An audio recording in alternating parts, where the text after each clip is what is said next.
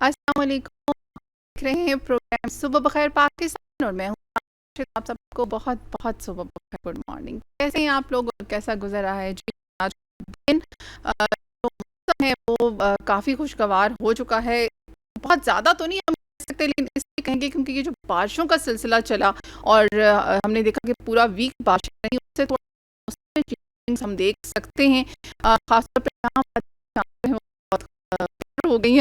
जो ह्यूमिडिटी थी वो काफ़ी हम देखें तो काफ़ी कम कह सकते हैं हो गई है जी, बिल्कुल। तो गपशप आप लोगों के साथ चलती रहेगी, बातें चलती रहेंगी, बहुत सारी दुआएं आप लोगों के लिए, बहुत सारी ख्वाहिशात आप लोगों के लिए, क्योंकि आज फर्स्ट वर्किंग डे है और फर्स्ट वर्किंग डे में होता है ना, सुबह सुबह उठना भी बहुत मुश्किल होता है। और आप कह रहे होंगे चैट बॉक्स जो है सामिया का वो शुरू हो चुका है जी, बिल्कुल शुरू हो जाता है। कुछ बोलना कुछ ना बातें करनी है आप लोगों के साथ, लेकिन आप लोगों के साथ करनी है बहुत इंफॉर्मेटिव, जिसको कहते हैं ना न्यूज़, और बहुत इन्फॉर्मेटिव टाइप की जो होती हैं, बहुत अच्छी जो इन्फॉर्मेशन आप कह सकते हैं वो मैं आपके साथ शेयर करना चाहती हूँ। कभी भी मैं यूज़लेस कंटेंट आपके साथ बिल्कुल शेयर नहीं करती। इसलिए हमारे साथ मौजूद है अकरम, जो कि ओके ओके जब तक के तलहा हमारे साथ ज्वाइन करते हैं तब तक मैं आपके साथ शेयर करती हूँ जी न्यूज़। बरतानवी अखबार में शाया हुआ है, मशरक़ वस्ता में अमरीकी फ़ौजी अड्डों पर ईरानी हमलों ने अमेरिका को मुश्किल में डाल दिया। अमेरिका काफ़ी अरसे से मुश्किल में डाला हुआ है, लेकिन भारत नहीं आया। ईरान के साथ 6 माह जारी रहने वाली जंग ने मशरक़ वस्ता में अमरीकी फ़ौजी मौजूदगी के मुस्तकबिल पर नई बहस छेड़ दी है। बरतानवी अखबार फाइनेंशियल टाइम्स के मुताबिक जो है ईरान के मिसाइल और ड्रोन हमलों ने खत्े में कायम अमरीकी फौजी कमजोरी वाज़ेह कर दी है। अखबार के मुताबिक अमरीका गुज़िश्ता तकरीबन 4 दहाइयों से खलीजी ममालिक में फैले बड़े फौजी अड्डों के नेटवर्क के जरिए मशरक़ वस्ता में अपनी फौजी मौजूदगी बरकरार रखे हुए है। ताहम हालिया जंग के दौरान ईरान ने अमरीकी तनसीबात को मुख्तसर फासले तक मार करने वाले मिसाइलों और ड्रोन से निशाना बनाया। ईरानी हमलों ने यह हकीकत नुमायां कर दी कि ईरानी साहिलों के करीब मौजूद बड़े अमरीकी अड्डे जदीद मिसाइल और ड्रोन खतरात के मुकाबले में किस हद तक गैर महफूज हैं। ईरानी हमलों के दबाव के बायस अमरीका ने कुछ अफवाज और जंगी तैयारों को इजराइल, उर्दन और निस्बतन महफूज और दूर दराज मकामात पर मुंतकिल किया, जबकि अमरीकी तैयारों और ड्रोन्स ने यूरोप में मौजूद फौजी अड्डों से भी कार्रवाइयाँ की। वाशिंगटन के सामने बुनियादी सवाल ये है कि आया खित्ते में मुतासरा फौजी तनसीबात की तामीर पर अरबों डॉलर खर्च किए जाएं। बदलती हुई जंगी सूरत-ए-हाल के मुताबिक मशरक़ वस्ता में अमरीकी फौजी मौजूद पूरे ढांचे का जायजा लिया जाए। वाशिंगटन के think tank American enterprise institute ने अप्रैल में अंदाजा लगाया था कि मशरक़ वस्ता के 7 ममालिक में मौजूद 11 अमरीकी फौजी को पहुंचने वाले नुकसानात की मरम्मत $5 अरब तक हो सकते हैं। पेंटागन ने ईरान के साथ जंग की मजबूरी तखमीने में इन अड्डों की तामीरों के अखराजात शामिल नहीं। तो ये तो थी जी ब्रिटिश न्यूज़ जो थी उसकी हम आपके साथ शेयर की। तो एनालिसिस अमेरिका जो है अमेरिका के जो फौजी अड्डे हैं उन पर जो ईरानी हमले हुए हैं उसने अमेरिका को जो है बहुत ज़्यादा मुश्किल में डाल दिया है। इसके साथ ही आपको बताते चलें ईरान का जो फारस गैस के बड़े ज़खायर की दरियाफ्त का ऐलान किया है कि जनूबी सूबा फारस में गैस का एक बहुत बड़ा ज़खाया दरियाफ्त हुआ है, जिसका तखमीना 5.7 ट्रिलियन मकफ फीट है। ईरान की रिपोर्ट के मुताबिक वज़ीर पेट्रोलियम इंटरव्यू में बताया कि जनूबी सूबे फारस में दरियाफ्त होने वाले नए ज़खायर में मजमूई तौर पर 7.5 ट्रिलियन मकफ फीट से ज़ायद गैस मौजूद है। उसमें बाज़याफ्त गैस की मिक़दार जनूबी फारस गैस फील्ड के पहले मरहले में तकरीबन 15 साल की पैदावार के बराबर है। उन्होंने बताया कि दरियाफ्त होने वाली गैस फील्ड में स्वीट नेचुरल गैस मौजूद है, इसमें सल्फर मुरक्कबात की मिक़दार निस्बतन कम होती है और तवक्को है कि इस फील्ड की तरक्की और ऑपरेशन के अखराजात कम होंगे। उनका कहना था कि ईरानी हुकूमत इस गैस फील्ड की तरक्की के लिए जितनी जल्द मुमकिन हो काम आगे बढ़ाने के लिए पुरअज़्म है, ताकि नए ज़खायर से शुरू की जा सके। इसके बाद यहाँ से सनती सार्फिन और ज़्यादा तवानाई इस्तेमाल करने वाले शोबों को फराहम बताया गया कि जनूबी सूबे में ज़खायर की दरियाफ्त ईरान को कुदरती गैस का एक काफ़ी ज़रिया फराहम कर सकती है। ऐसे वक्त में जब मुल्क मकामी पैदावार में इजाफे और सनत और तवानाई के शोबे की बढ़ती हुई पूरी की कोशिश कर रहा है। याद रहे कि ईरान का 2018 में जब अमेरिका ने तवानाई के शोबे पर पैमाने पर पाबंदियां की तो अपने तेल और गैस के ज़खायर की तोसी के लिए मकामी सरमायाकारी मुल्की माहिरीन पर इन्हिसार है। तो आपको फिर से मैं बताती चलूँ कि ईरान का जो जनूबी सूबा फारस है उसमें गैस के बड़े ज़खायर जो हैं वो डिस्कवर हुए हैं। इसके साथ जी आपको न्यूज़ देंगे हम न्यूयॉर्क टाइम्स के दावे की। जी बिल्कुल, उन्होंने दावा किया है कि चीनी ताउन बगैर अमेरिका के ईरान को मौशी तौर पर तनहा करना मुमकिन नहीं। जी बिल्कुल सही सुना कि अमेरिका जो न्यूयॉर्क टाइम्स है उन्होंने ये दावा कर दिया है विदाउट चाइना। बिल्कुल जी, ईरान का सबसे बड़ा तिजारती शराकतदार ईरानी तेल का अहम तरीन खरीदार जो है वो चाइना है। इसकी वजह से बीजिंग को नज़रअंदाज करना आसान नहीं। चीन ने 2025 में ईरान के साथ तकरीबन $2 अरब की तिजारत की, जबकि इसी साल चीन ने ईरान से तकरीबन $31.2 अरब मालियत का खाम तेल बरामद कर लिया। चीन खरीदार ईरान की तेल बरामदात का तकरीबन 90% तक हिस्सा लेते हैं। ईरान के खरीदार चीन की छोटी निजी रिफाइनरियां हैं जिनकी आलमी मालियाती निज़ाम से निस्बतन कम मुंसलिक होने की वजह से रवायती अमरीकी पाबंदियों से ज़्यादा महफूज रह सकती हैं। रिपोर्ट में कहा गया कि अमरीका ईरान के बैंकों, कंपनीज, तेल के ताजरों और जहाज़ों पर पाबंदियां आयद कर सकता है, लेकिन अगर चीन ईरानी तेल खरीदार तेहरान के साथ तिजारती बरकरार रखता है तो ईरान के पास आमदनी का एक बड़ा ज़रिया मौजूद होगा। दूसरी जानिब अमरीका और पर मुआशी दबाव डालने के ज़राए मौजूद हैं। रिपोर्ट के मुताबिक बीजिंग अमरीका को दरकार मादनियात की बरामद महदूद करके अमरीकी टेक्नोलॉजी और दफाई को मुतासिर कर सकता है। चीन ने गुज़िश्ता साल अमरीका के साथ तजारती कशीदगी के दौरान अहम मादनियात की बरामद महदूद करके रसूख का मुजाहरा भी किया। वाशिंगटन के लिए एक मुश्किल पैदा करती है। अमरीका ईरान पर मज़ीद पाबंदियां आयद तो कर सकता है, लेकिन चीन के ताउन के बगैर ईरान को मुकम्मल तौर पर मुआशी तौर पर तनहा करना मुश्किल होगा। अमेरिका ये बात भूल जाता है, इस्राइल भी ये बात भूल जाता है कि जिसे अल्लाह रखे। बिल्कुल, यहाँ पर ऐसे ये जी एक शॉर्ट ब्रेक लेंगे। ब्रेक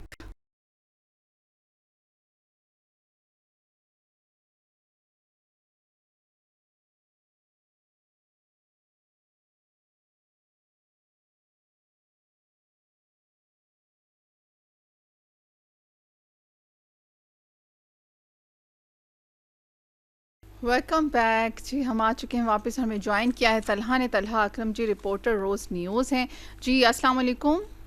वालेकुम सलाम जी तलहा, आज आप जमात इस्लामी पाकिस्तान के अमीर हाफिज़ नईमुर रहमान ने जो हुकूमत की मुआशी पॉलिसियों से हड़ताल का ऐलान कर दिया, उस हवाले से रिपोर्ट शेयर करने वाले हैं, क्या कहते हैं? जी बिल्कुल, सबसे पहले तो बहुत शुक्रिया for having me in the show. और जमात इस्लामी का धरना जारी है जिसको आज वो 9वें रोज़ में दाखिल हो चुका है, और उसकी जो वजह है कि पाकिस्तान में जो पेट्रोलियम लेवी के नाम पर भत्ता वसूल किया जा रहा है उसके खिलाफ ये धरना जारी है। और जमात इस्लामी का मुतालबा ये है कि जब तक इस लेवी को ख़त्म नहीं किया जाता, जमात इस्लामी के जो धरने अभी जारी हैं पेशावर में, कराची में, लाहौर में, तो वो जारी रहेंगे। और आज ये 9वें रोज़ में दाखिल हो चुके हैं। और अभी कल जो जमात इस्लामी के अमीर हाफिज़ नईमुर रहमान ने खिताब किया और अपनी एहतजाजी तहरीक का एक लाहा अमल भी आइंदा आने वाले दिनों के लिए उन्होंने दिया है। उन्होंने कहा कि जो कैंप है, एहतजाजी कैंप, उनको मज़ीद वुसअत दी जाएगी और इसके साथ 13 रबीउल अव्वल को मुल्की शटर डाउन हड़ताल की कॉल भी उन्होंने दे दी है। और इसके साथ उन्होंने ये भी इंदिया दिया है कि अगर 13 रबीउल अव्वल तक भी पेट्रोलियम लेवीज ख़त्म नहीं की जाती, याद रखें कि अभी पाकिस्तान में पेट्रोल की जो कीमत है वो रोज़ाना की बुनियाद पर बढ़ रही है। कम तो बहुत कम हो रही है, लेकिन बढ़ जो है वो बहुत ज्यादा रही है। हफ्ते के मुसलसल 4 से 5 रोज पेट्रोल की कीमत हमें बढ़ती हुई नजर आती है और उस पर पेट्रोल पर 1 लीटर पर जो लेवी है वो 80 रुपए है। और इसके साथ जो क्लाइमेट टैक्स है, इसके साथ दीगर जो टैक्सेस हैं, फ्रेट मार्जिन है और दीगर जो डीलर मार्जिन है, तो ये टोटल टैक्स मिलाकर, लेवी मिलाकर पेट्रोल के 1 लीटर पर 130 रुपए के टैक्सेस आवाम को अब बेर करना पड़ रहे हैं। तो इसके खिलाफ ये धरना जारी है और जमात इस्लामी के अमीर हाफिज नईमुर रहमान ने कल ये कहा है कि अगर 13 रबीउल अव्वल तक ये लेवी वापस नहीं ली जाती, ये लेवीज ख़त्म नहीं की जाती, तो फिर पाकिस्तान की आवाम जो है वो जमात इस्लामी की क़यादत में इस्लामाबाद की तरफ लॉन्ग मार्च भी कर सकते हैं। तो ये इंडिया उन्होंने दिया और साथ उन्होंने हुकूमत की माशी पॉलिसीज़ पर सख्त तनकीद की और कहा कि हुक्मरान अपनी जो मराआत हैं, अपनी जो अयाशियाँ हैं, उनको ख़त्म नहीं करते, लेकिन आवाम से जो टैक्सीज हैं ये भत्ता जो है टैक्सीज के नाम पर वो वसूल कर रहे हैं। और साथ उन्होंने ये भी कहा कि Talha, sorry to interrupt you, आप मुझे ये बताएं कि आपने कहा कि हम इन्होंने कहा जी हम लॉन्ग मार्च करेंगे और इस्लामाबाद कंटेनर्स लगा दिया जाएंगे, पहले भी स्ट्राइक्स होती हैं, पहले भी प्रोटेस्ट होते हैं, अभी आवाम मेरे साथ सुन रही है और वो यही सोच रही होगी, यकीन करें वो ये नहीं सोच रही होगी कि वाह जमात इस्लामी के पाकिस्तान के अमीर हाफिज जो है नईमुर रहमान वो प्रोटेस्ट करने के लिए लॉन्ग मार्च करने वाले, वो ये सोच रही होगी वो फिर से स्कूल बंद हो जाएंगे, फिर से कंटेनर्स लग जाएंगे। हमें उसके रिजल्ट्स चाहिए। आखिर उस लॉन्ग मार्च के बाद होता क्या है? कुछ भी नहीं होता।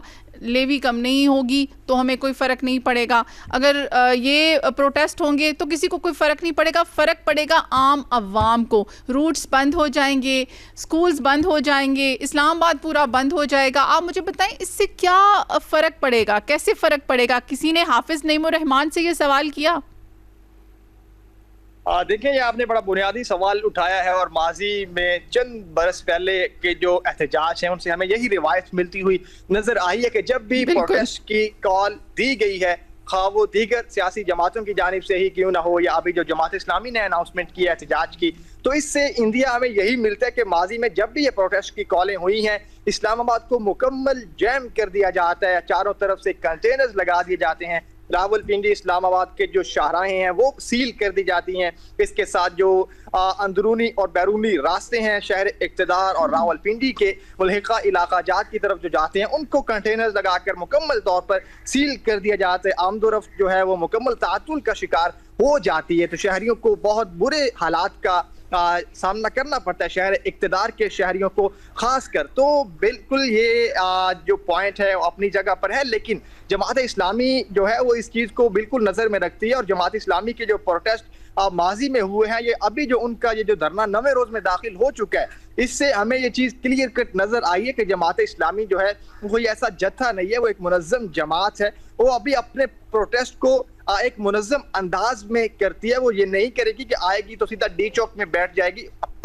माजी में भी हमने देखा था कि जब IPPs के मामले में उन्होंने प्रोटेस्ट कॉल की थी तो वो लियाकत बाग में आकर बैठे थे, इस्लामाबाद में वो नहीं आए थे और फिर लियाकत बाग में बैठकर हुकूमत को उन्होंने प्रेशराइज किया था और हुकूमत ने उनसे मुज़ाकरात किए थे। ख्वाह वो 13 से 14 रोज धरना जारी जरूर रहा था। दिस इज माय पॉइंट कि मुज़ाकरात के थ्रू हल करना चाहिए, क्योंकि ये जो पार्टीज होती हैं या ये जो अच्छे स्टेप्स होते हैं, मैं इसको अच्छा स्टेप ही कहूँगी क्योंकि लेवी वाकई में कम होनी चाहिए, पूरी आवाम के लिए अच्छी बात होगी। लेकिन वही बात है कि जिस सॉल्यूशंस के जो मेथड्स हैं उसको निकालने के, अगर वो हम बेहतर कर लें तो इससे किसी को तकलीफ नहीं होगी, कोई प्रॉब्लम नहीं होगी। ये मुज़ाकरात हुकूमत को पहले ही उनके साथ कर लेनी चाहिए कि बजाय इसके कि वो प्रोटेस्ट करें या किसी जगह पर धरना दें और फिर जाकर मुज़ाकरात हों, प्रेशराइज कर हों, तो विदाउट प्रेशराइज भी हो सकते हैं, पॉसिबिलिटी है।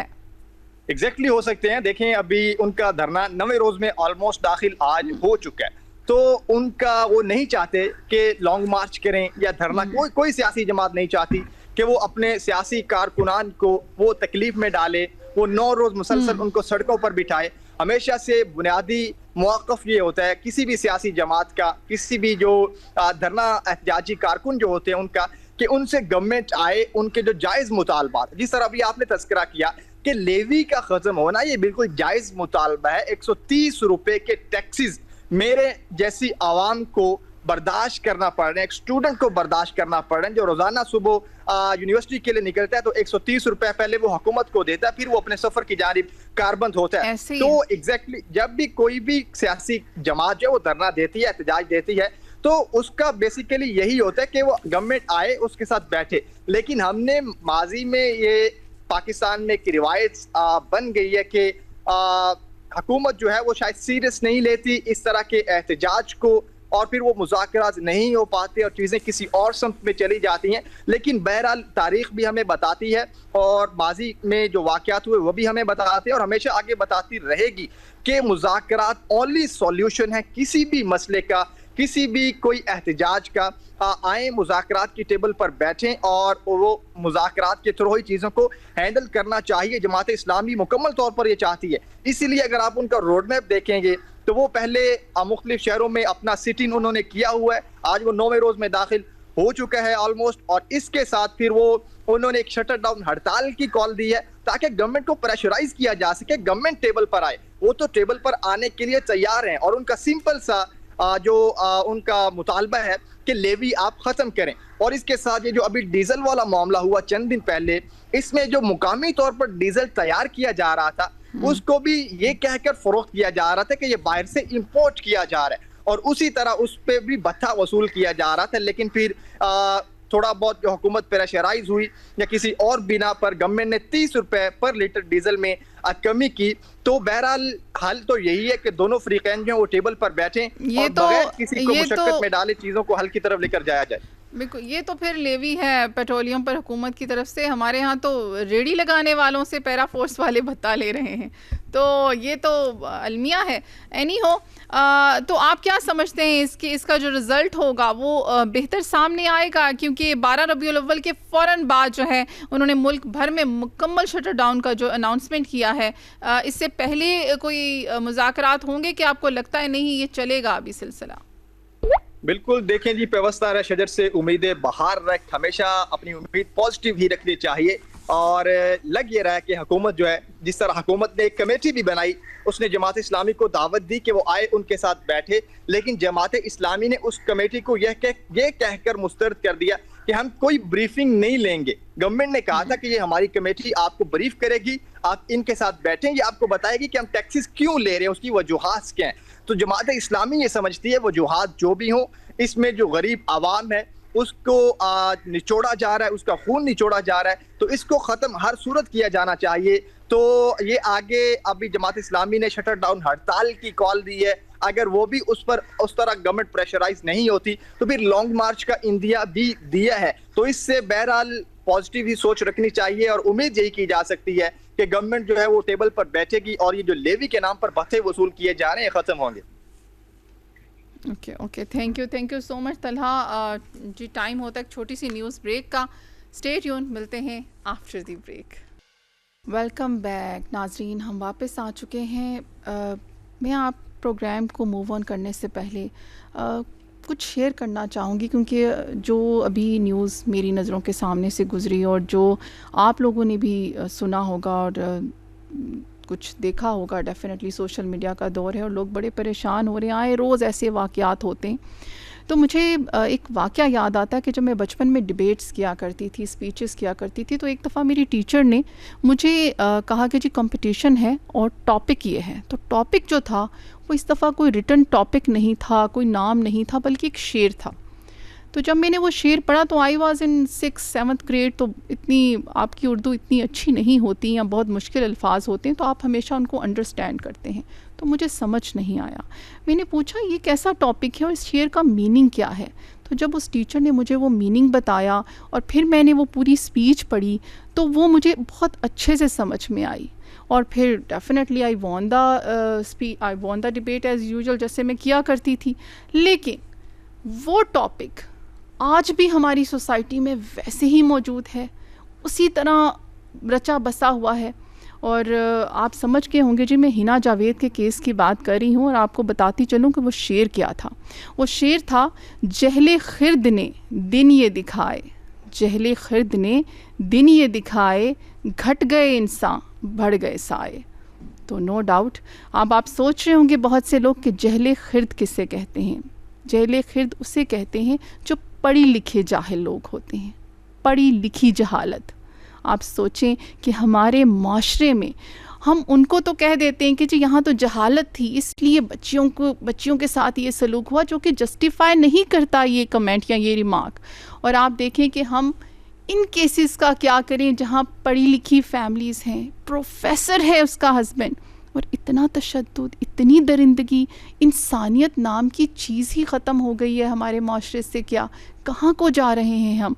और एक बच्ची जिसकी अभी शादी को 9 माह हुए, आप देखिए एक लड़की इतनी पढ़ी लिखी, इतनी अच्छी, इतनी प्यारी, और एक अच्छे पढ़े लिखे घर से, क्या उसने कुछ नहीं बताया था अपने घर वालों को। अब उसके घर वाले कह रहे हैं जी वो बताती थी। जब वो बताती थी तो ये भी एक बहुत बड़ा क्वेश्चन मार्क है कि क्यों नहीं कोई एक्शन लिया। और आप ये देखें कि एक प्रोफेसर फैसल असगर इमाम ने अपने बाप के साथ मिलकर पहले उसे जहर दिया कहा जा रहा है, फिर वायर के साथ उसको बाथरूम के शॉवर से हैंग, मैं आगे मुझसे बताया नहीं जाएगा बिकॉज़ इट्स टू पेनफुल। क्योंकि आप सब ये देख रहे हैं, सब सुन रहे हैं, आप सोशल मीडिया में हर चीज़ ओपनली आ रही है। आप मुझे बताएं कि ऐसे लोग जो कि एक प्रोफेसर का शोबा, और क्या वो पढ़ाता होगा बच्चों को, क्या वो सिखाता होगा स्टूडेंट्स को, जो अपने घर में इतना तशद्दुद करता था, इतना वायलेंस, कि आपने किसी की जान ले ली, और वो भी इतने दर्दनाक तरीके से। मतलब कहाँ को जा रहे हैं हम। मेरे पास अल्फाज नहीं हैं कि मैं इस टॉपिक पे क्या बात करूं। न्यूज़ है, बहुत सारे चैनल्स डेफिनेटली हमारा ये आप लोगों का राइट है कि हम आप लोगों के साथ शेयर करें। इसकी इन्वेस्टिगेशन अभी हो रही है, मगर हमारे यहाँ आए रोज़ ऐसे वाक़यात होते हैं, आए रोज़ हम सुनते हैं। ये तो एक हिना जावेद का केस है, इस जैसे हज़ारों केसेस हैं। बहुत से रिपोर्ट होते हैं, बहुत से रिपोर्ट नहीं होते हैं, लेकिन खुदारा मैं ये हुकूमत से रिक्वेस्ट करती हूँ कि इन दरिंदों को टाइमली पनिशमेंट दें। टाइमली, ये बहुत ज़्यादा मैटर करता है। आज किसी एक को देंगे, कल ये केस खुद ब खुद ख़त्म हो जाएंगे। कल लोग उस डर से कि उन्हें फ़ौरन से पनिशमेंट होगी, कोई अदालती कार्रवाई पे टाइम वेस्ट नहीं होगा, कोई ऐसी बात नहीं होगी, लोग डरेंगे पनिशमेंट से। सज़ाएं दें, खुदा के लिए इम्प्लीमेंटेशन बहुत ज़रूरी हो चुका है हमारे यहाँ। और दूसरी चीज़ मैं फैमिलीज़ को कहना चाहूँगी कि खुदा के लिए अगर ऐसी कोई सिचुएशन आप लोग देखते हैं तो वो लड़की ज़रूर कुछ ना कुछ, जब इस लेवल का कोई फैमिली होती है, इस दरिंदगी के तक जा सकती है, तो थोड़ा बहुत आपको आइडिया होता है। तो जो आपने अब शोर मचाना है अदालतों में जाकर, हुकूमतों के साथ, आप पहले ही उस बच्ची को, उसको सेफ्टी उसको प्रोवाइड कर दें, अपने घर ले आएँ। मत रखें ऐसे जाहिलों में, ऐसे पढ़े लिखे जाहिलों में, ऐसे दरिंदों में जो कि दरिंदगी की इंतहा को पहुंच जाए। नो वर्ड्स नाज़रीन, और मैं इसके ऊपर ज़्यादा ना बात कर सकती हूँ, ना मैं करना चाहूँगी, क्योंकि इस वक्त बहुत सी माएँ मुझे वॉच कर रही हैं, और एज़ अ मदर मुझे भी पता है कि कितना पेनफुल है। अल्लाह ताला जो है हम सबको अपने हिफ्ज़ व अमान में रखे और ऐसे पढ़े लिखे जाहिलों से बचाए। तो आई विश कि हम वाकई में एजुकेशन जो हासिल करते हैं वो हम पे कोई अफेक्ट डाले, और हम मतलब नो वर्ड्स। एनी हो जी, अपने शो को मूव ऑन करते हैं और दुआ करते हैं हिना जावेद की फ़ैमिली के लिए कि उन्हें इंसाफ मिल सके, और उन तमाम फैमिलीज़ के लिए भी जो अभी इन वाक़यात से, इन हादसात से गुजरी हैं, क्योंकि आए रोज़ मैंने जैसे बताया उन सबको इंसाफ मिल पाए। हुकूमत से यही अपील है कि जी इंसाफ टाइमली दिया जाए। जी, हमारे साथ हमें ज्वाइन किया है कर्नल मलिक अयूब अवान ने, एनालिस्ट हैं। सबसे पहले आपको उनसे मिलवाते हैं। अस्सलाम वालेकुम। वालेकुम सलाम। जी कर्नल साहब, सॉरी आपने हमें ज्वाइन किया हुआ था, लेकिन ये न्यूज़ आई और I don't know what to say, लेकिन वही बात है कि बस अल्फाज नहीं होते ऐसी ख़बरों पे। अच्छा जी, आप आज हमारे साथ एनालिसिस करेंगे अमरीकी फ़ौजी अड्डों पर ईरानी हमलों ने जो अमेरिका को मुश्किल में डाल दिया है, और इस हवाले से अभी मैंने पहले भी न्यूज़ शेयर की है कि ये दावा किया है वहाँ के न्यूयॉर्क टाइम्स ने। तो क्या कहेंगे आप? बिस्मिल्लाहिर्रहमानिर्रहीम। Thank you very much for having me here. Absolutely epic fury अब एक ऐसी जगह पे पहुंच गई है जहां पे there is no war, there is no peace. ना वार है ना पीस है, ऐसी एक सिचुएशन बनी हुई है। और ये ऑलमोस्ट 6 मंथ्स इसको हो गए हैं और अमेरिकन की जो एक वार स्टेमिना होता है उसको भी एक डेफिनेटली एक क्वेश्चन मार्क सामने आ गया है। और जो सिचुएशन है गल्फ के अंदर वो भी हमारे सामने है।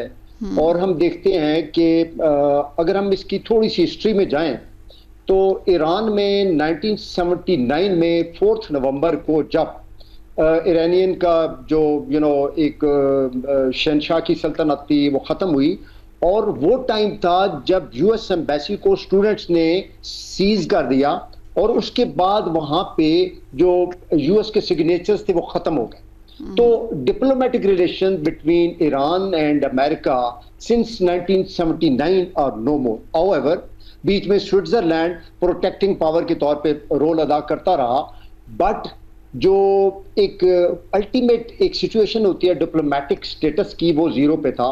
इसमें पाकिस्तान का एक बड़ा इंपॉर्टेंट रोल इसी साल 2026 में जब जून में एक इस्लामाबाद एमओयू साइन हुआ, तो उसमें जो एक लिंक इन दोनों के दरमियान एक लिंकेज का रोल अदा किया पाकिस्तान ने, और वो एक पहली दफा ईरानियंस और अमेरिकन एक टेबल पे डायलॉग के लिए एक गोल्डन अपॉर्चुनिटी थी ट्रंप एडमिनिस्ट्रेशन के लिए भी और ईरान के लिए भी कि इस टर्माइल से वो बाहर निकले। लेकिन अनफॉर्चुनेटली स्पॉइलर कंट्रीज का रोल हमें सबको पता है। अब इस वक्त की सिचुएशन जो बनी हुई है, अब 60 डेज का पीरियड था वो एक्सपायर हो चुका है। अब यूएस जो है वो उन्होंने प्रेसिडेंट ने सोशल मीडिया के ऊपर एक और अनाउंसमेंट किया है जिसको उन्होंने कहा है कि इकोनॉमिक प्रेशर, और उनका D-Day इकोनॉमिक सैंक्शंस का आने वाला है।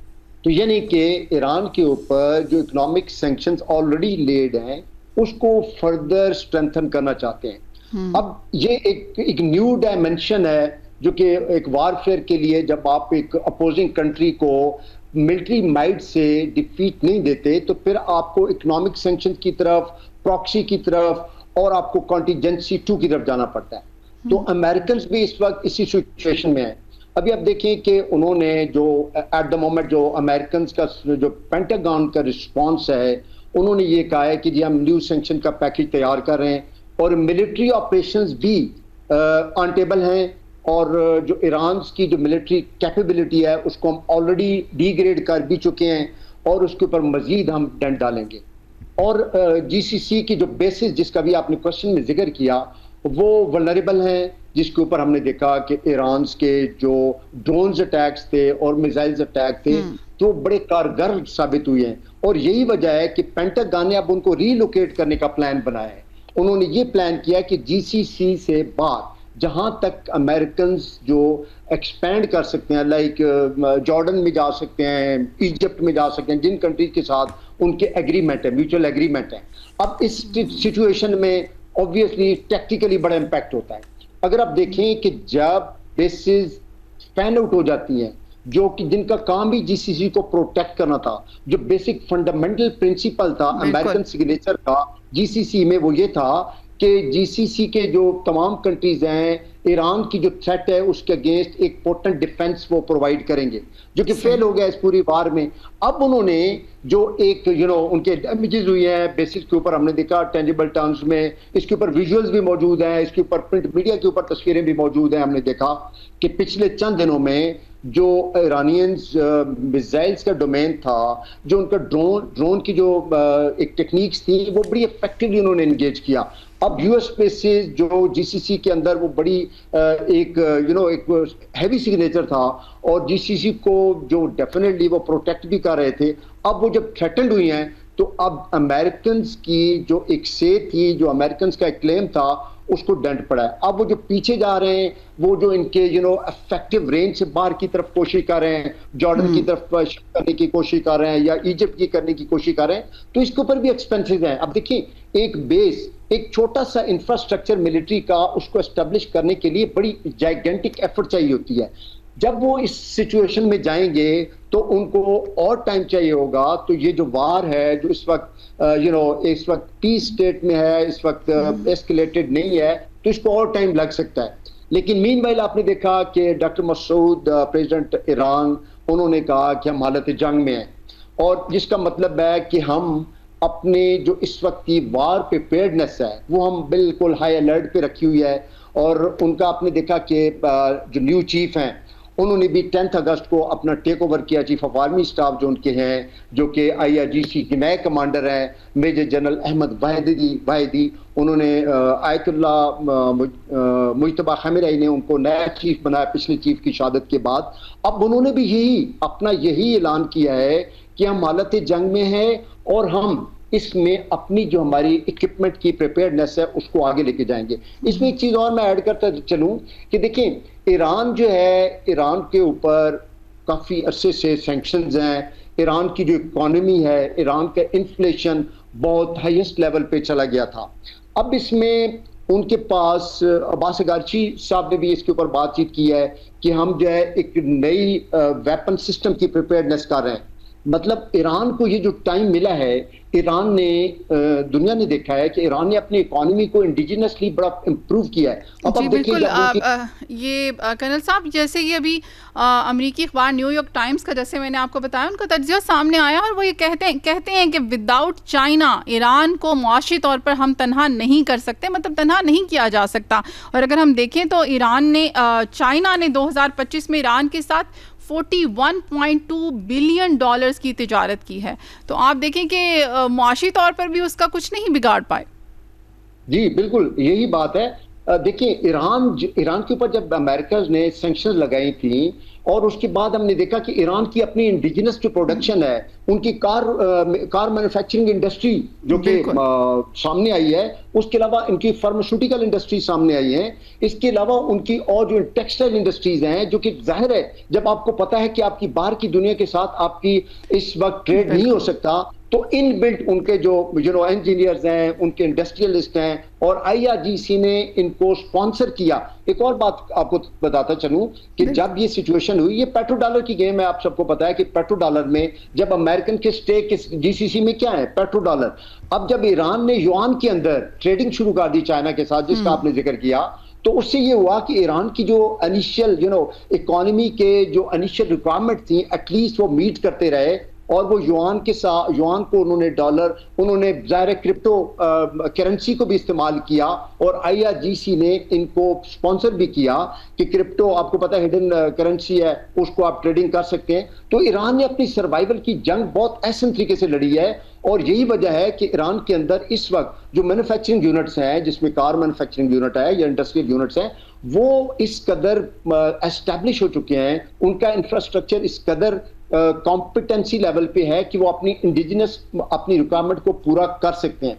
जब ईरान के ऊपर यही बात है कि न्यूयॉर्क टाइम्स को क्यों परेशानी लायक हो गई कि ईरान तो सरवाइव कर रहा है, ईरान तो ऑलरेडी इंटरनेशनल ट्रेड के बगैर सरवाइव कर रहा है, और सिर्फ चाइना के साथ उसका जो ऑयल ट्रेड है जो कि चल रहा है, अभी भी चल रहा है, स्ट्रेट ऑफ हॉर्मज़ से जा रहा है, उसके बावजूद ईरान सस्टेन कर रहा है। तो ये कहना कि अब D-Day इकोनॉमिक सैंक्शन का आने वाला है प्रेसिडेंट ट्रंप की तरफ से, तो ये भी थोड़ा सा एक मुश्किल एक उसके लिए सिचुएशन बन जाएगी, और it would be a tall order for Americans कि उनको इकोनॉमिकली क्रिपल डाउन करें। अगरचे ये मानते हैं कि जब जंग लगती है तो उसके अंदर उनका इंफ्रास्ट्रक्चर, उनकी बेसिक रिक्वायरमेंट्स बहुत हद तक वो डैमेज हुई हैं। और हमने भी देखा कि जब एक छोटा ब्रिज, आप पूरे देखिए ना, एक सिटी के अंदर जब एक छोटा सा ब्रिज बनाया जाता है तो कितना टाइम लगता है, क्वालिटी ऑफ लाइफ तबाह हो जाती है। तो ईरान के अंदर तो कितने ब्रिजेस डैमेज हो चुके हैं, कितना इंफ्रास्ट्रक्चर डैमेज हो चुका है, कितना कोलैटरल डैमेज हो चुका है, लेकिन उसके बावजूद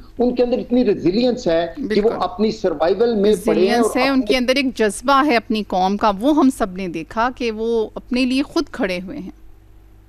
बिल्कुल ऐसी है। अब आप देखिए कि इस जज्बे की वजह से अब आप डॉक्टर मसूद ने भी यही बात की कि हमारी कौम मुतहिद है, जो कि spoiler country they were trying कि साउथ ईरान और नॉर्थ ईरान के दरमियान तफरीक डाली जाए, इनके दरमियान खाना जंगी की सिचुएशन क्रिएट की जाए, वो उसमें भी फेल हुई है। रादर ये कौम और यूनाइटेड हुई है, इन्होंने एक बेफिटिंग रिस्पांस क्रिएट किया है। अब आप देखिए डिफरेंट वीडियोस के ऊपर जब उनकी डिफरेंट गैदरिंग्स देखते हैं, उन्होंने अपनी कौम, अपनी लीडरशिप के साथ यकजहती का इजहार किया हुआ है। और जो नए कमांडर, नए उनके जो IRGC commander major general Ahmad Vahidi हैं, तो वो पहले एक डिफेंस मिनिस्टर थे, उनका एक पूरा रैपो है। तो वो यकीनन IRGC को बहुत आला तरीके से ये कमांड करेंगे। और उन्होंने ये भी कहा है कि चूंकि जो हमारा इक्विपमेंट हमने टेस्ट किया है, जिसके अंदर उनके ऑब्वियसली इसके अंदर उनके बहुत सारी इक्विपमेंट की एक इन्वेंट्री है, और ड्रोन और मिसाइल्स उनका टॉप ऑफ द लाइन चीजें हैं, फतेह मिसाइल सीरीज है उनकी, उसके अंदर उन्होंने जिद्दत और डालने का ऐलान किया है और उन्होंने रेंज बढ़ाने की बात की है। चूंकि उनकी इंडिजिनस प्रोडक्शन है और वो मुख्तलिफ साइट्स पे है, तो उनकी प्रोडक्शन में कमी नहीं आ रही। और वो जो बेसिस के ऊपर, जो यूएस बेसिस के ऊपर, इवन आपने देखा कि इजराइल के अंदर तक जब उनकी इतनी रेंज है कि वहां भी उन्होंने डैमेज किया। और ईरान ने एक प्रूफ दिया है कि मिलिट्री माइट उनके पास मौजूद है, अगरचे एयर सुपीरियरिटी उनके पास नहीं है, स्टेल्थ टेक्नोलॉजी उस कदर नहीं है जो अमेरिका के साथ है, लेकिन कंपेटिबिलिटी के टर्म्स में देखें तो उन्होंने अमेरिका को और इजराइल को फिटिंग रिस्पांस दिया है। उसकी वजह यह है कि कौम यूनाइटेड है, रेजिलियंस में है। और अब देखिए इस पूरी सिचुएशन में हम देखते हैं कि कुछ 7-8 इरिटेंट्स हैं जो कि आज भी आप देखें कि हमारी एफर्ट्स, पाकिस्तान की एफर्ट्स, हमारे फील्ड मार्शल आज ईरान गए हुए हैं जस्ट फॉर दिस रीजन कि बैकडोर डिप्लोमेसी को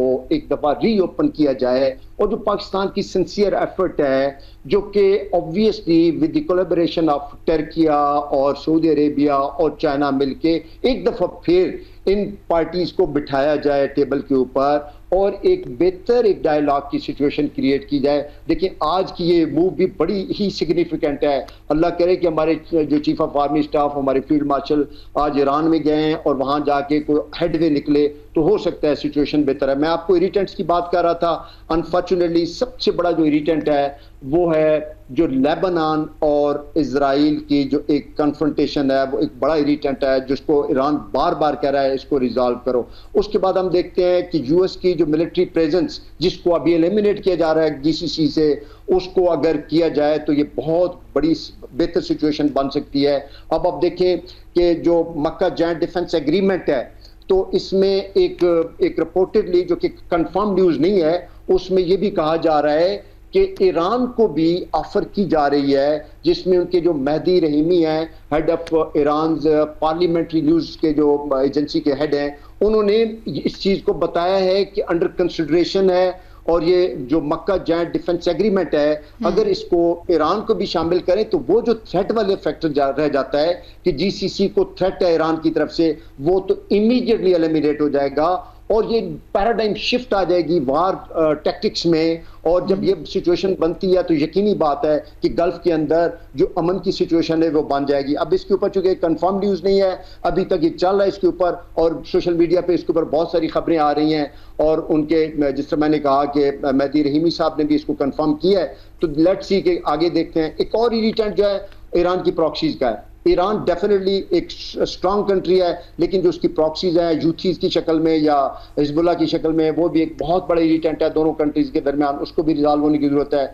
और जो फ्रोजन एसेट्स हैं, बार बार आज भी बात हो रही थी कि प्रेसिडेंट ईरानियन वो बार बार अपने फ्रोजन एसेट्स की बात कर रहे हैं। 28 बिलियन से ज्यादा डॉलर्स उनके फ्रोजन हैं, उसके ऊपर भी डिस्कशन हो सकती है। अगर ये डिस्कशन किसी मंतकी अंजाम पे पहुंचती है तो यकीनी बात है कि इसमें एक जो हम कहते हैं कॉन्फिडेंस बिल्डिंग मेजर्स वो इंक्रीज हो सकते हैं और सिचुएशन बेहतर हो सकती है। स्ट्रेट ऑफ हॉर्मज के ऊपर बातचीत हो रही है, ईरानियन पार्लियामेंट में डिस्कशन हुई है कि हम इसके ऊपर मेंटेनेंस चार्जेस लगा देंगे। और अमेरिकन वो बार बार ये कह रहे हैं कि कभी भी स्ट्रेट ऑफ हॉर्मज, क्योंकि पेट्रो डॉलर की गेम है, हम सबको पता है कि इस खिते में अमेरिकन 1971 ऑनवर्ड पेट्रो डॉलर की डील होती है। जितना भी पेट्रोल जीसीसी से निकलता है, स्ट्रेट ऑफ हॉर्मज से निकलता है, 20% वो डॉलर में ही परचेज किया जाएगा, डॉलर में ही उसकी ट्रांजैक्शन होगी। अब देखें पूरी वर्ल्ड की इकोनॉमी इसी को देख रही है, उसके साथ रेड सी के जो इशू है, हूथीज का इशू है, उसके ऊपर भी वर्ल्ड देख रही है। और ये जो हमने देखा कि मक्का जॉइंट डिफेंस एग्रीमेंट की वजह से एक इस पूरे खिते में एक रे ऑफ होप आई है, एक उम्मीद की किरण आई है कि जिसकी वजह से देखा जा सकता है कि इसको टू पर्सपेक्टिव में देखें तो बहुत बेहतर तरीके से इसको एड्रेस किया जा सकता है। ब्रेंट ऑयल जिसकी आज ट्रेडिंग 91 और 92 के दरमियान हो रही है, अगेन राइज आ गया है, जिसकी वजह से पूरी वर्ल्ड के अंदर इकोनॉमिक जो ग्रोथ है वो अफेक्टेड हो रही है। और जो हमने देखा कि जब से यूएस का फुटप्रिंट आया है जीसीसी के अंदर इन टर्म ऑफ बेसिस, तो स्ट्रेट ऑफ हॉर्मज़ हमने पहले भी देखा, जब ईरान इराक वार चली तो उस वक्त कॉन्टीजेंसी प्लान की गई। यूएई ने एक पाइपलाइन लगाई जो कि उन्होंने स्ट्रेट ऑफ हॉर्मज़ को बाईपास करने की कोशिश की, उसके ऊपर दोबारा से काम हो रहा है। सऊदी अरेबिया ने रेड सी की तरफ पाइपलाइन का इंस्टॉल की, उसके ऊपर भी काम हो रहा है। लेकिन ये सारे एक्सपेंसिव अरेंजमेंट है। जो सी का पैसेज होता है वो इकोनॉमिकली वाइबल होता है, उसकी ट्रांसपोर्टेशन ईजी होती है। तो जब ऑयल एंड यूजर के ऊपर पहुंचता है तो उसकी प्राइसेस कम होती हैं। लेकिन जब ये मेक शिफ्ट अरेंजमेंट्स होंगे, ये कॉन्टीजेंसी प्लानिंग होगी, पाइपलाइन के थ्रू जाएगा, ट्रेन के थ्रू जब ऑयल की ट्रेडिंग होगी तो वो एक्सपेंसिव हो जाएगी। और यकीनी बात है कि वो हमारी वर्ल्ड के लिए भी ठीक नहीं है। जब प्राइसेस, इन्फ्लेशन सिचुएशन ईरान के अंदर भी है, अमेरिका के अंदर भी है, वर्ल्ड के अंदर भी है, तो इस सारी सूरत हाल में ईरानियंस और अमेरिकन के पास एक ही रास्ता है जो कि डायलॉग का टेबल, और वो जितना जल्दी आ जाएगा तो वर्ल्ड भी इसको जाहिर है एक उम्मीद की नजरों से देख रही है। और मिडिल ईस्ट कंट्रीज भी इसको देख रहे हैं, एशियन भी देख रहे हैं, यूरोपियन भी। इसका इम्पैक्ट अगर आप देखें तो पूरी दुनिया के ऊपर है। अब अमेरिकन जो रिजर्व थे ऑयल के, उनके अंदर भी कमी आना शुरू हो गई है।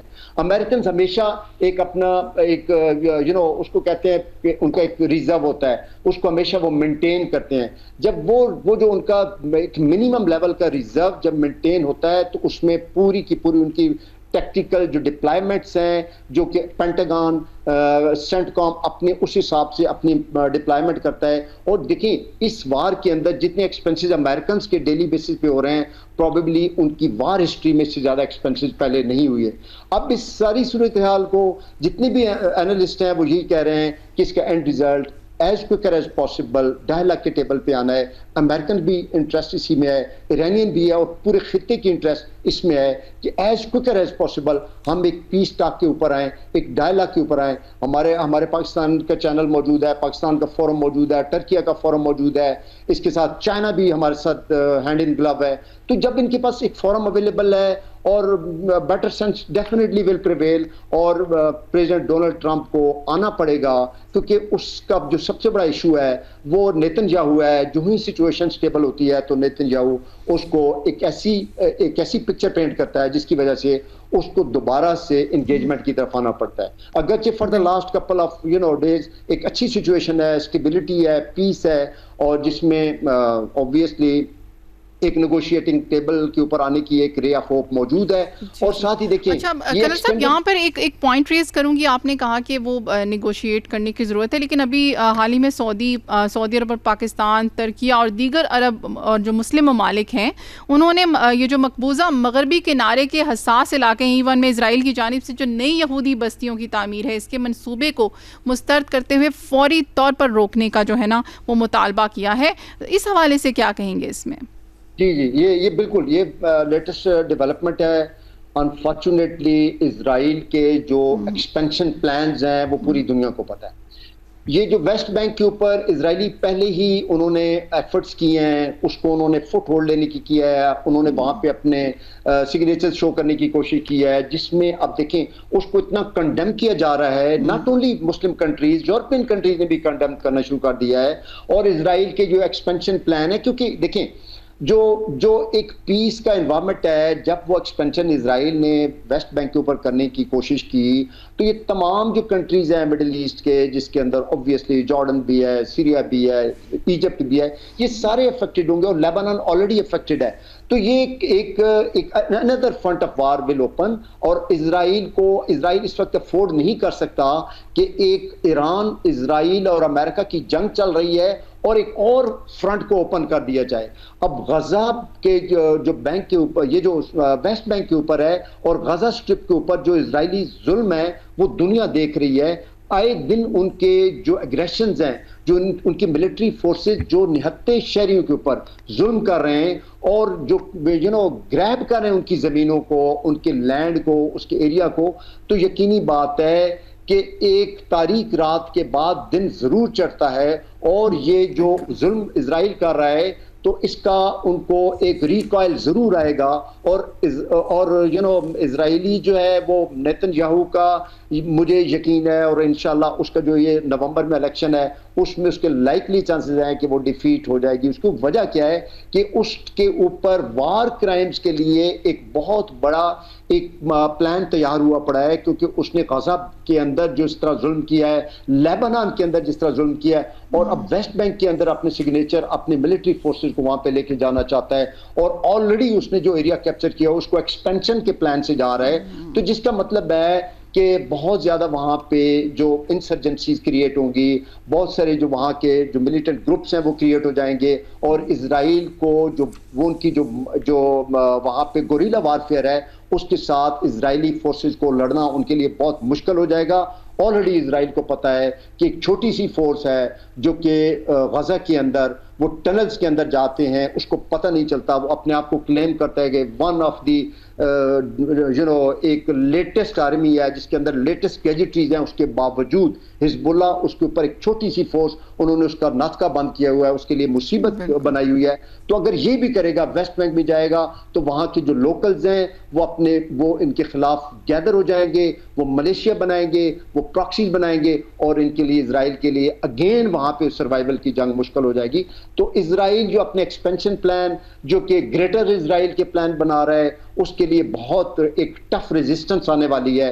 बिल्कुल आपने सही कहा कि बहुत सारे कंट्रीज ने इसको कंडम किया है, जिसके अंदर इस्लामिक भी है, यूरोपियन भी है, मोर देन 12 कंट्रीज ने with in these few days condemn किया, और बहुत सारे मुल्क भी उसको कंडेम करने के लिए हैं। और हमारी तरफ से भी obviously from the very first को हमारे फॉरेन ऑफिस ने इसके ऊपर स्टेटमेंट दिया है, और यूरोपियन कंट्रीज ने स्टेटमेंट दिया है, और जाहिर है जब जहां पे जुल्म होगा तो वहां पाकिस्तान उसके खिलाफ आवाज उठाएगा। बल्कि इसमें अगर देखा जाए इस सारी सिचुएशन में जो ईरानी सुप्रीम नेशनल सिक्योरिटी काउंसिल के सरबराह हैं मोहसिन रजाई, उनका भी बयान आया है कि ये जो अमरीकी इक़दामात हैं, स्पेशली इसराइल के तो हैं ही, इन्होंने दुनिया में जौहरी हथियार की ख्वाहिश को बढ़ा दिया है, और मुझे लगता है कहीं ना कहीं ये बिल्कुल सही है। देखिए ये बात है कि जब भी आपका दुश्मन एक इक्विप्ड होता है, उसके पास वेपन्स की एक पूरी इन्वेंट्री होती है, तो जो डिफेंडर है उसने भी अपनी जान बचानी है, उसने भी अपने डिफेंस में कुछ ना कुछ करना है। ये बिल्कुल आपने सही कहा है कि जब कोई एक आपका एनिमी कंट्री जिसके पास न्यूक्लियर पावर होती है, तो आपने डेटरेंस के लिए वो पावर हासिल करनी होती है। एक क्लासिकल एग्जांपल है पाकिस्तान और इंडिया की। इंडिया न्यूक्लियर हुआ तो पाकिस्तान को, अगर जब तक इंडिया न्यूक्लियर नहीं हुआ पाकिस्तान ने कभी एफर्ट नहीं की। द मोमेंट इंडिया न्यूक्लियर हुआ पाकिस्तान भी न्यूक्लियर हो गया। बिल्कुल उन्होंने सही कहा है, मोहसिन रजाई साहब का एब्सोल्युटली मैंने स्टेटमेंट पढ़ा है कि वो यही कह रहे हैं, उनकी बिल्कुल लॉजिकल बात है कि जब आपका एनिमी आपका इक्विप्ड होगा, वेल इक्विप्ड होगा, तो आपको भी डिफेंसिव मेजर, आपने भी गार्ड्स ऑन करने हैं, और वो गार्ड्स आपके इक्विपमेंट की सूरत में, वेपन्स की सूरत में, और आपने ज़ाहिर सेकंड जो होती है ना वो आपकी सेकंड स्ट्राइक की कैपेबिलिटी, वो बड़ी इंपॉर्टेंट होती है। न्यूक्लियर जो डोमेन होता है, न्यूक्लियर वारफेयर के अंदर अगर एनिमी कंट्री ने न्यूक्लियर उसके ऊपर अटैक कर दिया, और आपके पास अगर उसकी आप उसको रिस्पॉन्ड नहीं कर सकते, तो आपकी पूरी जिस तरह के पूरी कंट्री तबाह हो सकता है। लेकिन अगर आपके पास second strike strategy, second strike की कैपेबिलिटी मौजूद है, तो आपका जो अटैकिंग कंट्री है वो 10 दफा सोचेगा। और उन्होंने यही कहा है कि जब आप न्यूक्लियर हो रहे हैं, जब आपका एनिमी न्यूक्लियर हो रहा है, तो डिफेंसिव कंट्री का भी हक बनता है कि वो भी अपने जितने भी मैक्सिमम मेजर्स हैं वो अडॉप्ट करे, और अपनी जो उनका जो वार मशीनरी है उसको अप टू डेट करे, उसको लेटेस्ट चीजों में लेके आए और उसमें जिद्दत लाए। और यकीनी बात है कि ईरान भी उसी फार्मूला के ऊपर काम कर रहा है। बिल्कुल ऐसे ही है जी, ईरान भी उसी फार्मूले पर काम कर रहा है। अच्छा, इसमें मलिक अयूब साहब आपसे एक और बात डिस्कस करना चाह रही थी मैं, क्योंकि इसी एनालिसिस में एक बरतानवी जो है अखबार दी टेलीग्राफ ने दावा किया है कि ईरानी हुकूमत से मुंसलिक हैकर्स ने गुज़िश्ता माह बरतानिया के एक पावर प्लांट पर साइबर हमला किया है, जिसके बाद ये तनसीब तकरीबन 4 रोज़ तक बंद रही। कितनी सच्चाई देखते हैं आप इसमें? अब उनको ईरान से साइबर हमलों की भी उससे भी डर लग रहा है कि वो ये भी वो कर रहे हैं। बात इस तरह है कि अब बिल्कुल ये मैंने भी खबर देखी है और इसके ऊपर भी कमेंट्स भी हो रहे हैं, और वो ईरान से इस वक्त ये सारे डरे हुए हैं, यूरोपियन कंट्रीज भी डरे हुए हैं, अमेरिका भी डरा हुआ है। आपको याद होगा कि जब प्रेसिडेंट ट्रंप जो है वो उसको ऑफर दी गई कि वो पॉइंट ए से पॉइंट बी मूव करे, तो उसने एयरफोर्स 1 मंगवा लिया कि नहीं, वो जो कि न्यूक्लियर प्रोटेक्टेड एयरक्राफ्ट है उसमें मूव करना है, और वो अपना एक अम्ब्रेला सिक्योरिटी का बना के, जो कि मल्टी लेयर्ड सिक्योरिटी है, क्योंकि उसे डर है कि ईरानियन कोई ड्रोन, ईरानियन मिसाइल उसको हिट ना कर दे। तो ये देखें, इसमें अभी तक ये जो आपने खबर शेयर की है यूके के मीडिया के अंदर चल रही है, लेकिन अपार्ट फ्रॉम ये न्यूज की क्रेडिबिलिटी को तो चले एक तरफ रखते हैं, लेकिन आप देखें कि उनको ईरान से अब कितना डेटरेंस क्रिएट हो गई है।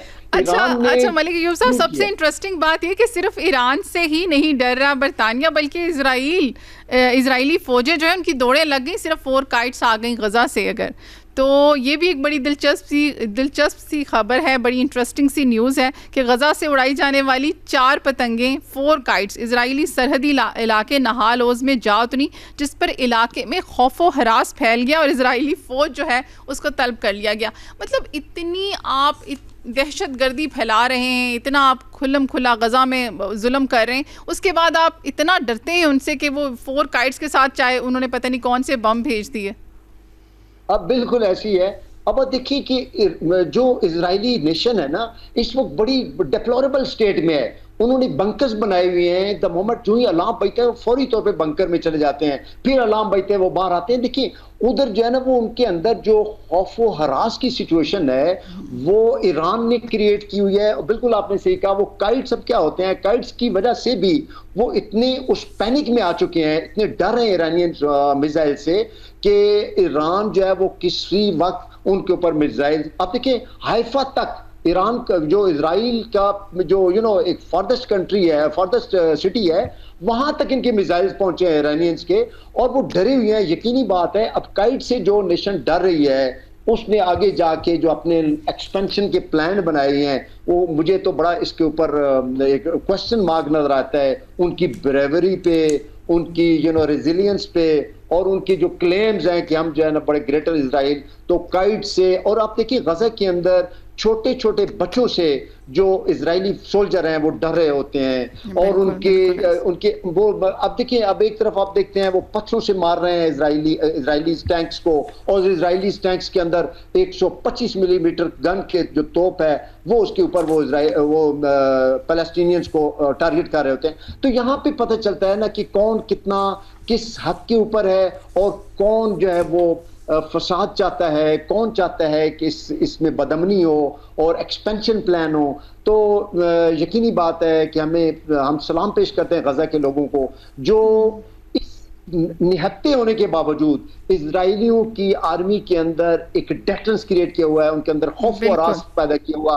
काइट से वो डरना शुरू हो गए, तो इसका मतलब है कि जो गजा के लोग हैं वो बड़े बहादुर लोग हैं, और इजरायली इतनी डरपोक हैं जो टैंकों के अंदर छुप के रहते हैं, बख्तरबंद गाड़ियों के अंदर छुप के रहते हैं, एक जगह से दूसरी जगह मूव करते हैं तो भी वो डर होता है कि जो पैलेस्टीनियन शहरी हैं। बड़ी अजीब सी बात है कि ईरानी कोई बंकर्स में नहीं रहते, हालांकि उनके ऊपर हमले किए जा रहे हैं और वो बंकर्स में रहते हैं, और इसके साथ ईरान ने इराक के तेल बरदार जहाज़ों को भी स्टेट ऑफ हॉर्मस से जो है गुजरने की इजाज़त दे दी है जी। इराक को खुसूसी इजाज़त दी है उन्होंने। आपको क्या लगता है अमेरिका को कितनी और इजराइल को कितनी तकलीफ होगी?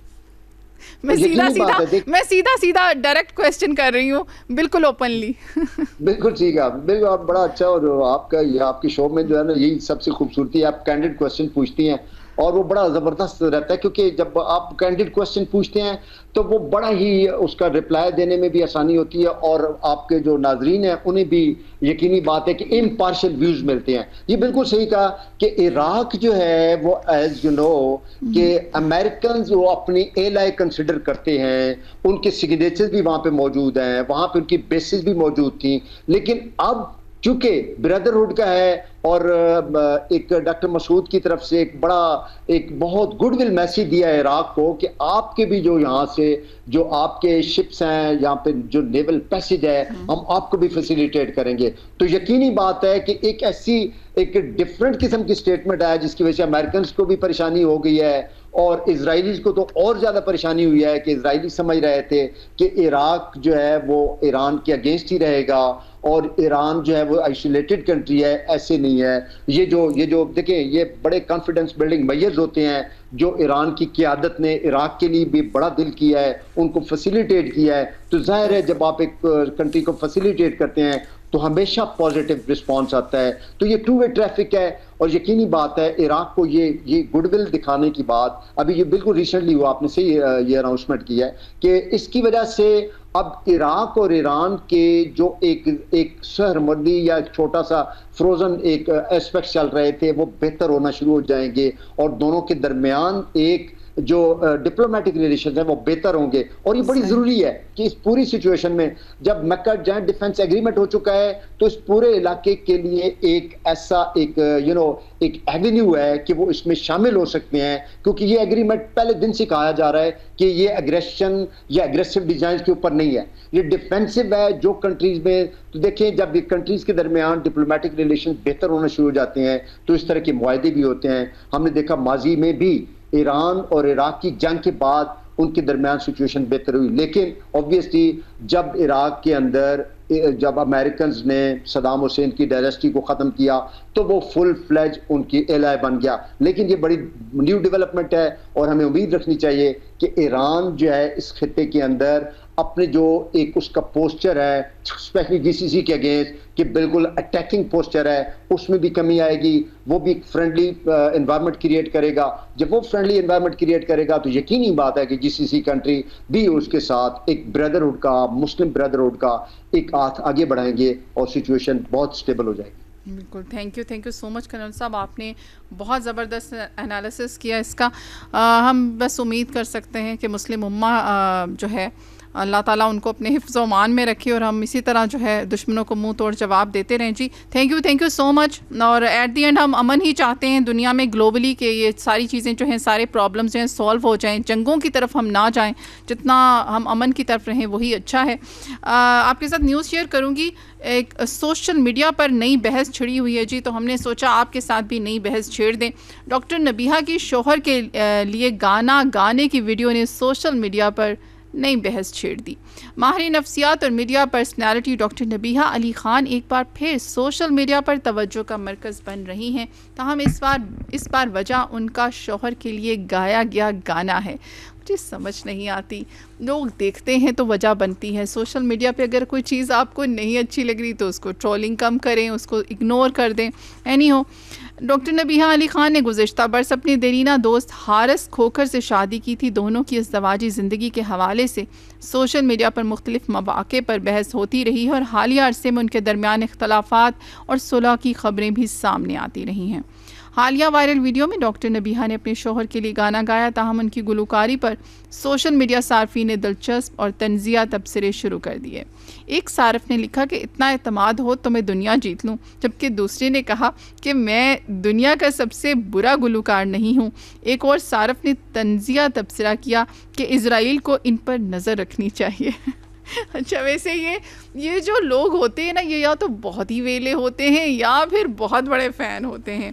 एनी हो, वीडियो पर सोशल मीडिया सार्फिन की जानिब से मुख्तलिफ नौइयत के तबसरों का सिलसिला जारी है।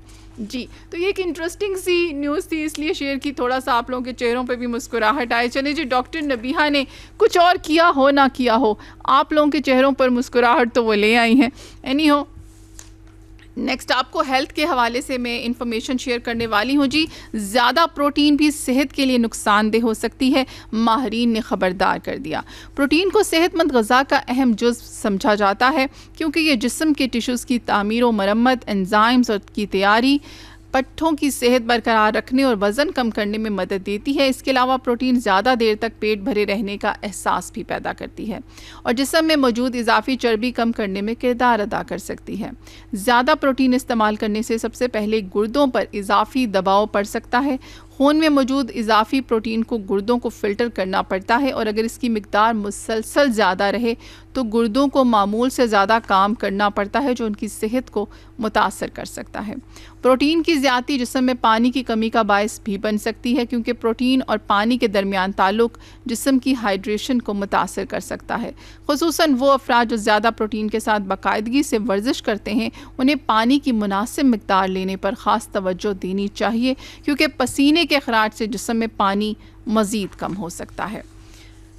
ग़िज़ा में प्रोटीन की मिकदार बहुत ज़्यादा होने से हड्डियों की सेहत भी मुतासर होने का ख़दशा रहता है। ज़्यादा प्रोटीन के नतीजे में कैल्शियम यूरिन के ज़रिए जिस्म से खारिज हो सकता है और तवील अरसे तक ऐसा होने की सूरत में हड्डियों की कमज़ोरी का मसला पैदा हो सकता है। आप देखें जी, ये वो छोटा सा प्रॉब्लम है जो हमें पता ही नहीं होता कि प्रोटीन का जो ज़्यादा इस्तेमाल है वो कितना ख़तरनाक है। पहले तो ये कि ये आपके जो किडनीज़ हैं उनको अफेक्ट कर सकता है, और सेकंड ये कि आपकी बोन्स की हेल्थ को कितना ये अफेक्ट कर सकता है। आप में कैल्शियम की कमी हो सकती है। इसी तरह प्रोटीन का ज़रूरत से ज़्यादा इस्तेमाल निज़ाम हाज़मा को भी मुतासर कर सकता है। इससे हाज़मे का अमल सुस्त पड़ने के बायस कब्ज़ और बदहज़मी जैसी शिकायत सामने आ सकती हैं। ज़्यादा प्रोटीन खाने का एक असर पट्ठों में खिंचाव और दर्द की सूरत में भी ज़ाहिर हो सकता है। इसकी एक वजह जिस्म में पानी की कमी बताई जाती है, जो प्रोटीन की गैर मामूली मिकदार इस्तेमाल करने से पैदा हो सकती है। प्रोटीन की ज़्यादती मुंह की सेहत और सांस की बू पर भी असरअंदाज हो सकती है। बाज़ अमाइनो एसिड्स को जिस्म में तोड़ने के अमल के दौरान सल्फ़र मुरक्कबात पैदा होते हैं, जिनकी बू तेज़ और नागवार होती है। यही मुरक्कबात सांस में बदबू का बायस बन सकते हैं। और आप देखिए, आजकल बच्चे जो है वो ज़्यादा प्रोटीन ले रहे होते हैं, बड़े भी वही ले रहे होते हैं, और बाकी जो वाइटामिन्स हैं हम उनकी तरफ कम जो ऑर्गेनिक डाइट है उसमें तो बिल्कुल नहीं जा रहे होते। तो प्रोटीन ज़्यादा है कि आपने रोटी खा ली, चावल खा लिए, इस तरह की चीज़ें खा ली, तो ये थोड़ा सा कम होना चाहिए। इसलिए प्रोटीन अगरचे मतवाज़न ग़िज़ा का अहम हिस्सा है, लेकिन इसे ज़रूरत से ज़्यादा इस्तेमाल करने की बजाय जिस्म की ज़रूरत, मजमूई ग़िज़ा और रोज़मर्रा सरगर्मियों को मद्देनज़र रखते हुए मुनासिब मिकदार में लेना ज़्यादा बेहतर है। ताहम किसी भी ग़िज़ाई जुज़्व की ज़रूरत से ज़्यादा मिकदार फ़ायदे के बजाय नुकसान पहुँचा सकती है। प्रोटीन का हद से ज़्यादा इस्तेमाल भी बाज़ सूरतों में सेहत के लिए संगीन मसाइल पैदा कर सकता है। इसलिए इसकी मिकदार में तवाज़ुन रखना जो है वो बहुत बहुत ज़रूरी है। जी, आपने देखा कि कितना ज़रूरी है, और मैंने कितने डिटेल में आपके साथ ये हेल्थ की जो इंफॉर्मेशन है रिगार्डिंग योर हेल्थ मैंने शेयर की, और ये वाकई में मेरे लिए भी बहुत बड़ी इन्फॉर्मेशन थी। समटाइम्स मैं आपके साथ ऐसी न्यूज़ शेयर करती हूँ तो मेरे लिए भी वो एक न्यू इन्फॉर्मेशन होती है और मुझे भी फ़ायदा होता है, और मैं भी डेफिनेटली इसको जहन में रखती हूँ कि जी ये हो सकता है, क्योंकि बहुत सी बातें हमें नहीं पता होती, स्पेशली रिगार्डिंग हेल्थ। अच्छा जी, नेक्स्ट जो है इन्फॉर्मेशन वो भी आपकी हेल्थ के हवाले से, लेकिन वो दांतों के लिए है। जी, दांत के दर्द से फौरी आराम के लिए घरेलू तरीके आजमाएं। देखिए जी, सामने आज आप लोगों के लिए ला रही हैं टिप्स। दांतों में दर्द होता है, उफ बहुत तकलीफ़ होती है जब दांत में दर्द होता है, कुछ समझ नहीं आती, कभी रात का वक्त होता है, कभी कोई ऐसा टाइम होता है डॉक्टर अवेलेबल नहीं होता, तो हम लाए हैं थोड़ी सी टिप्स। दांत का दर्द मामूली हो या शदीद, इसका असर सिर्फ मुंह तक महदूद नहीं रहता, बल्कि इंसान की रोज़मर्रा सरगर्मियों पर भी मुतासर होने लगता है। तकलीफ़ के बायस खाना पीना दुश्वार हो जाता है और मामूल के कामों पर तवज्जो देना भी मुश्किल हो जाता है। ऐसे ही है, तो आपने क्या करना है जी, आंवला पाउडर। बिल्कुल, दांत के दर्द में आंवला भी इस्तेमाल किया जाता है। आंवला दांतों और मसूड़ों को सेहतमंद रखने के साथ उन्हें मजबूत बनाने और जरासीम से तहफ़्फ़ुज़ में मददगार समझा जाता है। इस मकसद के लिए 1 चाय का चम्मच आंवला पाउडर दांतों और मसूड़ों पर लगाया जा सकता है। ट्राई करके देखिए, फिर मुझे बताइएगा। जी, नेक्स्ट है जी लौंग। लौंग भी दांत के दर्द में रवायती तौर पर इस्तेमाल होने वाला एक मौसर तरीका है। वैसे लौंग का इस्तेमाल हमने अपने बुज़ुर्गों से भी सुना, दादियाँ नानियाँ भी यही कहती थी, जी दर्द हो रहा है लौंग रख लो। लौंग के तेल में यूजिनल नामी जुज़्व पाया जाता है, जिसमें दर्द और सोजिश को कम करने वाली खसूसियात मौजूद होती हैं। मुतासरा दांत के करीब लौंग के चंद टुकड़े चबाने से उसकी जो तकलीफ़ है, जो उसका जो ऑयल है जी, वो तकलीफ़ वाली जगह तक पहुंच सकता है। जी, अगर ऑयल नहीं है लौंग का तो आप उसकी कुछ टुकड़े जो हैं वो कुछ पीसेस वहाँ रख लें, तो उसका ऑयल ऑटोमेटिकली आपकी उस तकलीफ़ वाली जगह पर पहुंच जाएगा और आपको मिल जाएगी जी तकलीफ़ से निजात। और इसके साथ होता है जी व्हीट क्रॉस, को भी दांत के दर्द और सड़न के लिए इस्तेमाल किया जाता है। मुतासरा दांत का तकलीफ़ वाली जगह पर व्हीट क्रॉस के चंद टुकड़े चबाने का मशवरा दिया जाता है, ताहम इसे मुस्तकिल इलाज का मुतबादल नहीं समझना चाहिए। नेक्स्ट है जो हर दर्द के इलाज में अक्सर इस्तेमाल होता है, जो बिल्कुल हल्दी पाउडर। हल्दी भी दांतों के मसाइल में रवायती तौर पर इस्तेमाल की जाती है। बारीक पिसी हुई हल्दी को सरसों के तेल में मिलाकर पेस्ट तैयार किया जा सकता है, जिससे मुतासरा हिस्से पर लगाया जाए। हल्दी में एंटीबैक्टीरियल खसूसियात पाई जाती हैं, इसलिए इसे दांतों की सड़न और दर्द में कमी के लिए मुफीद समझा जाता है। ये पेस्ट रात को सोने से पहले मुतासरा जगह पर लगाने की तजवीज़ दी गई है। ताहम हर दांत का दर्द घरेलू तरीकों से ठीक नहीं हो सकता। अगर दर्द शदीद हो तो इसकी वजह कैविटीज़, इन्फेक्शन या दांतों का कोई और मसला हो सकता है, जो अमूमन खुद ब खुद ख़त्म नहीं होता। ऐसी सूरत में सिर्फ घरेलू नुस्खों पर इन्हिसार करने के बजाय दांतों के डॉक्टर से मुआयना और मुनासिब इलाज कराना ज़रूरी होता है। बिल्कुल, टिप्स तो मैंने आपको बता दी, लेकिन इसका ये मतलब हरगिज़ नहीं है कि आप इन टिप्स के ऊपर पूरा डिपेंड करें जी, डॉक्टर से भी कांटेक्ट करें जी। तो टाइम हमारे शो का ख़त्म होता है। मज़े मज़े की न्यूज़ भी शेयर की, हर बात आपसे शेयर करते हैं इस प्रोग्राम के थ्रू। उम्मीद है कि आपको भी फ़ायदा होता होगा इस तरह की इन्फॉर्मेशन न्यूज़ से ख़ास तौर पर। और इसके साथ जी हमारे शो का टाइम ख़त्म होता है। हमेशा की तरह बहुत सारी दुआओं के साथ इजाज़त चाहूँगी। अपना और अपने प्यारों का ख्याल रखें। पाकिस्तान हमेशा जिंदाबाद। अल्लाह हाफ़िज़।